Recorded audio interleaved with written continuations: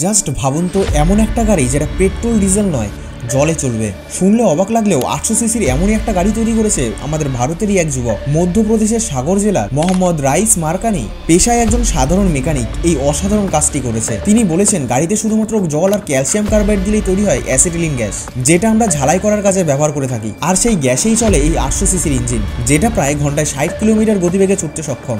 ভাবুন তো, যেখানে প্রতি লিটার পেট্রোলের দাম 100 টাকা, সেখানে এই গাড়িতে প্রতি কিলোমিটারের খরচ 1 থেকে 2 টাকা কিংবা তারও কম। একদিকে বিশাল সাশ্রয় আর অন্যদিকে প্রায় শূন্য দূষণ, কারণ পেট্রোল ডিজেলের তুলনায় অ্যাসিটিলিন থেকে খুব কম কার্বন বের হয়। মোহাম্মদ রাইস চেয়েছিল এই গাড়িকে একটু বড় লেভেলে প্রডিউস করে লঞ্চ করতে, কিন্তু আমাদের ভারতের কোনো কোম্পানি এতে আগ্রহ দেখায়নি। তবে চায়না আর দুবাইয়ের একটা কোম্পানি এতে ইনভেস্ট করার জন্য রাজি ছিল। শুধু তাদের শর্ত ছিল এই গাড়ির প্ল্যান্ট বসবে চায়নাতে, কিন্তু মোহাম্মদ রাইস চেয়েছিল এই গাড়ির প্ল্যান্ট বসবে ভারতে।